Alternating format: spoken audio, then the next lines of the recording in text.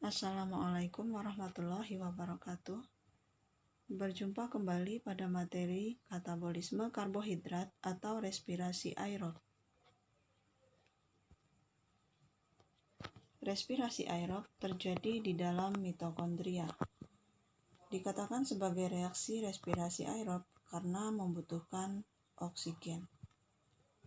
Mitokondria terdiri dari dua lapisan membran luar dan membran dalam.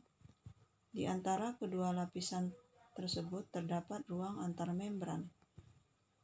Membran dalam mengalami pelipatan yang disebut sebagai krista. Di dalamnya berisi cairan yang disebut sebagai matriks. Di dalam matriks terdapat granula, ribosom, dan partikel-partikel ATP sintase. Reaksi respirasi aerob terdiri dari 4 tahapan, yaitu glikolisis, dekarboksilasi oksidatif, siklus Krebs atau siklus asam sitrat, dan rantai transport elektron.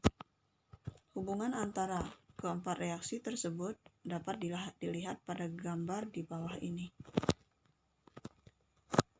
Pada glikolisis, glukosa akan diubah menjadi asam pirufat dengan menghasilkan ATP. Reaksi ini terjadi di dalam sitosol. Reaksi glikolisis akan menghasilkan NADH atau yang dikenal juga dengan nikotinamid dinukleotida. Asam pirufat akan memasuki mitokondria, namun sebelumnya diubah terlebih dahulu menjadi senyawa asetil koenzim A. Asetil koenzim A akan memasuki siklus Krebs dengan menghasilkan ATP dan menghasilkan NADH serta FADH2.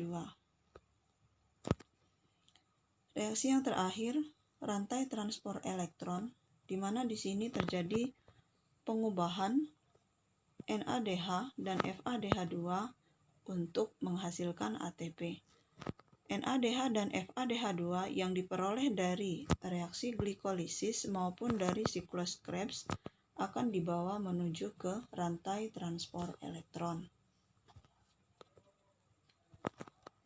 Berikut rincian dari reaksi glikolisis.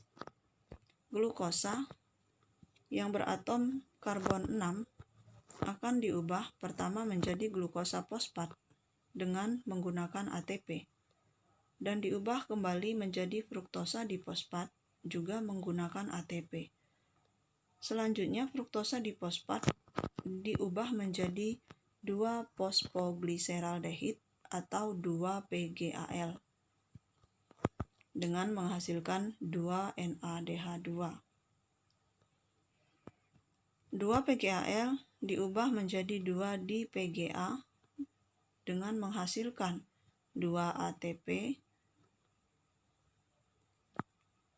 serta terbentuk 2-PGA. Berikutnya 2-PGA akan diubah menjadi asam pirufat juga menghasilkan 2-ATP. Reaksi berikutnya dekarboksilasi oksidatif. Asam pirufat yang berasal dari glikolisis akan diubah menjadi asetil koenzim A dengan adanya penambahan koenzim A atau CoA dan melepaskan senyawa CO2 serta dihasilkan juga NADH. Siklus Krebs. Asetil koenzim A yang diperoleh dari hasil reaksi dekarboksilasi oksidatif akan bereaksi dengan asam oksaloasetat. Terbentuklah senyawa asam sitrat dengan dilepaskan juga senyawa KOA.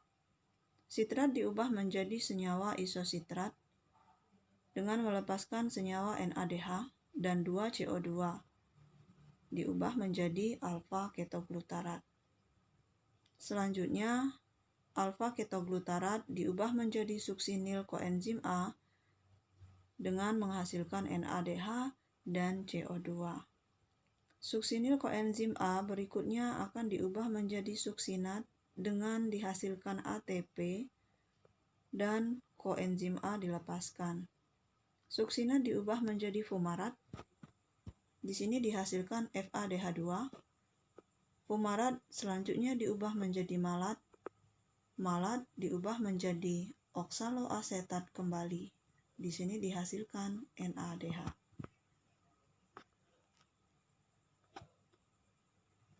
Reaksi yang terakhir, rantai transport elektron.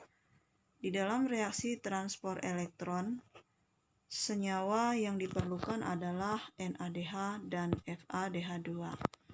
NADH dan FADH2 berasal dari reaksi sebelumnya, yaitu reaksi glikolisis dan siklus Krebs. Dari gambar ini kita bisa lihat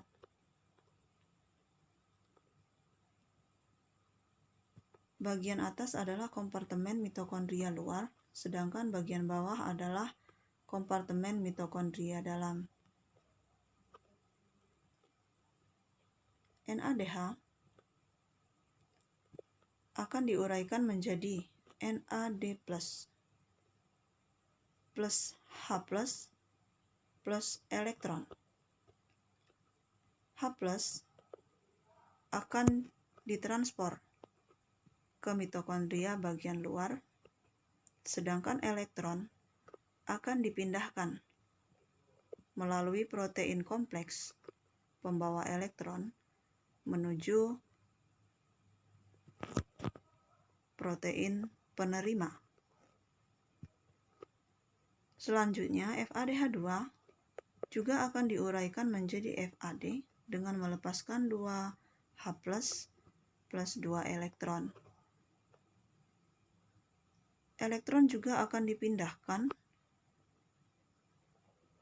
melalui kompleks protein pembawa elektron. H+ akan ditranspor ke mitokondria bagian luar. Sampai pada akhirnya, pada protein kompleks yang ketiga, di sini ditunjukkan oleh angka 4. Di sana yang menerima elektron terakhir atau akseptor elektron terakhir adalah oksigen. Oksigen akan bereaksi dengan 2H+ akan menghasilkan senyawa H2O.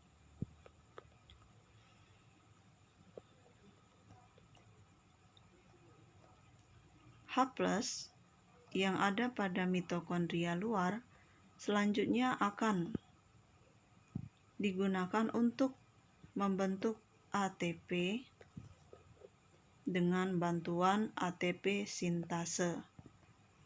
ADP plus P akan dihasilkan ATP. Dari gambar ini bisa kita lihat bahwa